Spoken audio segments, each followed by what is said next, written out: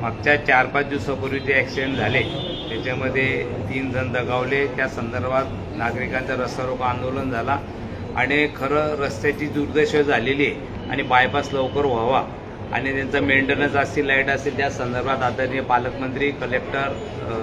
Police department, PW, national आहे, सर्व अधिकारी, RTO सर्व होते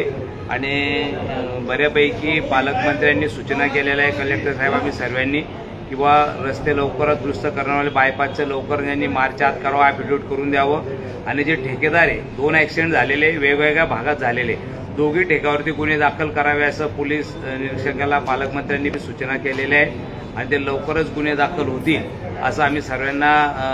कलेक्टर साहेबांनी सांगितलेलं, आम्ही सर्वांना सांगितलेलं आहे। भविष्यात आम्ही लोकप्रतिनिधी म्हणून याची काळजी घेऊ की लवकरात लवकर रस्ते कसे मेंटेनन्स होतील, खड्डे कसे बुजले जातील, तेवढं आम्ही 100% काळजी घेणार। समांतर रस्त्याचं PW सोनवणे साहेब त्यांना विचारलं, आम्ही पत्रही द्यायला अगोदर 26 तारखेला पत्र दिलं होतं बैठकीचं, पण त्यांनी सांगितलेलं की बुवा आम्ही काही टेंडर झालेले, काही रिकॉल करताय, पण लवकरात लवकर समांतर रस्ते सुद्धा कामाला सुरुवात होणार आहे त्याची।